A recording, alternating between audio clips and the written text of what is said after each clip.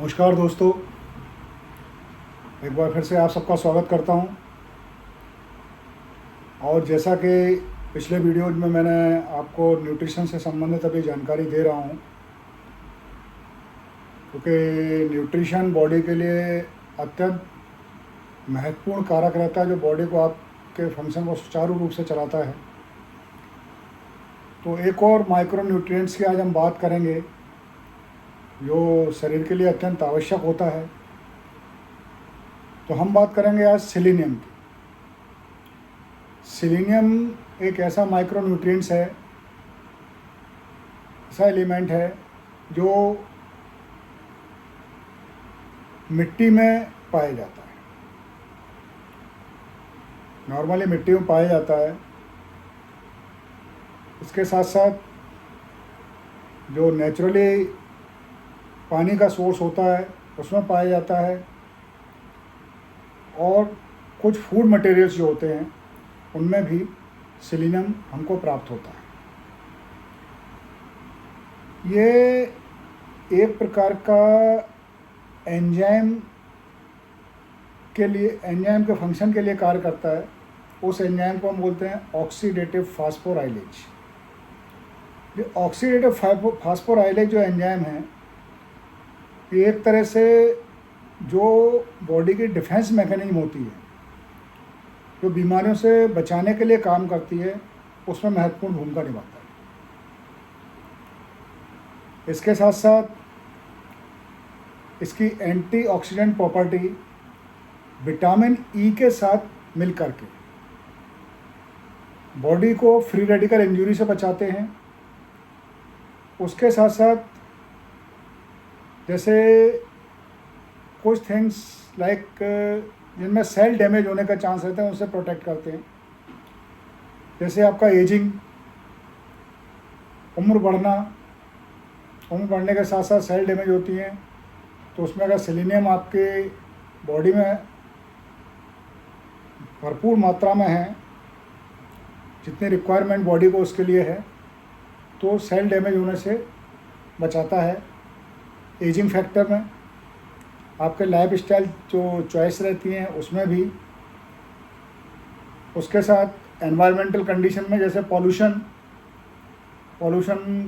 कई प्रकार के सेल डैमेज करता है, उससे प्रोटेक्शन करता है सेलेनियम एज ए एंटीऑक्सीडेंट के रूप में। ऑक्सीडेटिव स्ट्रेस जो जनरेट होता है सेल डैमेज से, जिसके कारण कई बार cancer, heart failure, mental skill decline होने लगती है, उनमें प्रोटेक्टिव रोल अदा करता है सेलेनियम।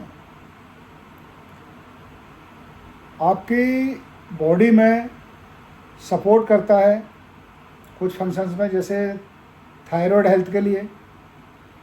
थायराइड हेल्थ में सेलेनियम का बहुत अहम रोल रहता है।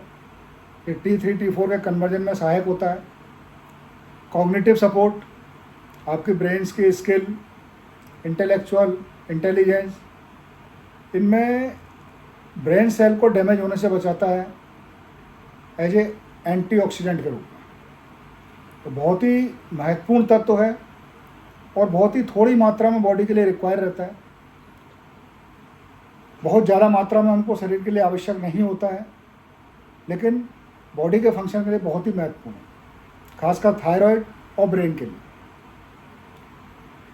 अब अगर हम बात करें कि इनके साथ साथ और किन किन चीज़ों में हेल्पफुल होता है, जैसे अस्थमा है, अस्थमा से प्रोटेक्ट करने में हेल्पफुल होता है।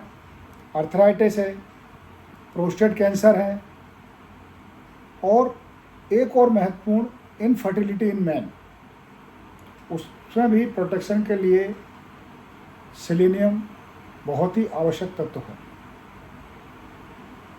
तो आपने वो सारी चीज़ें सुनी इसमें जो मैंने आपको बताई, कहाँ कहाँ सेलेनियम आपके लिए लाभदायक होता है। और सेलेनियम सम फूड्स में अवेलेबल है, नेचुरल वाटर में अवेलेबल है, सॉइल्स में अवेलेबल है। तो इसके साथ साथ अब हम बात करेंगे डेली रिक्वायरमेंट की। कि आपकी बॉडी में डेली रिक्वायरमेंट सेलेनियम की कितनी है, आपको कितना सेलेनियम पर डे चाहिए होता है। तो 1 से 3 साल के बच्चे में ये सेलेनियम की मात्रा 20 माइक्रोग्राम पर डे के हिसाब से रिक्वायरमेंट रहती है। जब बच्चा 4 साल का हो जाता है तो 4 से 8 साल के बीच में ये मात्रा बढ़ के 30 माइक्रोग्राम हो जाती है। जब 9 साल से 13 साल तक का आपका बच्चा रहता है तो मात्रा बढ़ के 40 माइक्रोग्राम पर डे हो जाती है। और 14 साल या उससे ऊपर का जो एडल्ट रहता है उसमें यही मात्रा बढ़ के 55 माइक्रोग्राम पर डे हो जाती है। अगर प्रेग्नेंट महिला है तो उसमें थोड़ा सा और बढ़ जाती है 60 माइक्रोग्राम पर डे। और अगर वो लैक्टेशन टाइम पर है, यानी कि बच्चे को फीड कराने के स्टेज में है, ब्रेस्ट फीडिंग जो एज रहती है उसमें है, तो उसमें 70 माइक्रोग्राम पर डे की रिक्वायरमेंट होती है। ये मैंने बताया आपको कि सेलेनियम पर डे हमको कितना रिक्वायर रहता है। बहुत ही छोटी मात्रा में था, माइक्रोग्राम यानी कि आपका मिलीग्राम का भी 1000वां भाग होता है। अब अगर हम बात करें कि हमको कहाँ कहाँ से प्राप्त हो सकता है, जैसे प्रीवियसली मैंने बताया नेचुरल वाटर रिसोर्स, सॉइल्स, इनसे इजीली प्राप्त होता है, सम फूड्स से प्राप्त होता है। तो फूड्स में हमको क्या क्या है, एक ब्राज़ील नट करके आता है। ब्राज़ील नट इसका रिचेस्ट सोर्स है। एक नट में आपका 96 माइक्रोग्राम सेलेनियम पाया जाता है। तो बहुत ज़्यादा अधिक मात्रा में हमको ब्राज़ील नट लेने की आवश्यकता नहीं है। एक नट में 96 माइक्रोग्राम पाया जाता है। तो जैसा कि मैंने आपको बताया कि डेली कितनी रिक्वायरमेंट होती है, तो एक नट से सफिशिएंट हो जाता है पर डे की रिक्वायरमेंट, मोर देन सफिशिएंट। दूसरा हम बात करें तो सी फूड में अच्छी मात्रा में पाया जाता है, ये लीन मीट में पाया जाता है। आप घर में ओट मील्स जो खाते हैं उनमें पाया जाता है। एक बहुत ही कमाल की बात कि फास्ट फूड जो आपका पास्ता होता है उसमें भी सेलेनियम भरपूर मात्रा में पाया जाता है। यानी 1 कप पास्ता अगर आप खाते हैं तो 36 माइक्रोग्राम सेलेनियम उससे आपकी बॉडी को प्राप्त होता है। राइस यानी चावल, अगर आपके वाइट राइस है तो उसमें 9 माइक्रोग्राम पर कप मिलेगा आपको, और वहीं अगर ब्राउन राइस हैं तो 15 माइक्रोग्राम पर कप आपको सेलेनियम प्राप्त होता है। अंडे से प्राप्त होता है, बेक्ड बीन से प्राप्त होता है। तो इस तरह की ये कुछ फूड मटेरियल हैं, फूड आइटम्स हैं जो मैंने आपको बताए, इनसे सेलेनियम आपको प्रचुर मात्रा में प्राप्त होता है। तो इन फूड्स को अपने डेली खाने में शामिल करें जिससे सेलेनियम आपकी बॉडी को रेगुलर मिलता रहे और उसकी कमी से होने वाली बीमारियों से आप बच सकें। साइड इफ़ेक्ट की बात करें, अगर ओवरडोज होता है सेलेनियम का, यानी मैक्सिमम आपकी बॉडी जो टॉलरेट करती है 400 माइक्रोग्राम तक टॉलरेट करती है, अगर उसके ऊपर अगर आपको जाता है तो इससे ओवरडोज अगर होता है तो मुंह से सांस, मतलब स्मेल वाली सांस आना हो जाती है, बैड स्मेल सांस आना शुरू हो जाती है, आपके हेयर फॉल शुरू हो जाता है, आपको फीवर आ सकता है, टायर्डनेस फील हो सकती है, नौसिया हो सकता है, यानी चक्कर उल्टी जैसी इच्छा हो सकती है आपकी। और अगर इसकी टॉक्सिसिटी हो रही है, यानी कि बहुत अधिक मात्रा में आपने ले लिया, तो हार्ट फेल्यूर का खतरा हो सकता है, किडनी फेल्यूर का भी खतरा हो सकता है। इसके साथ अगर हम साइड इफ़ेक्ट की बात करें तो साइड इफ़ेक्ट में हमको, जैसा मैंने आपको बताया पहले ही, कि बैड ब्रीथ हो सकती है, नौसिया हो सकता है, टायर्डनेस हो सकती है। उसके साथ साथ हेडेक आपको हो सकता है, आपको कन्फ्यूजन हो सकता है,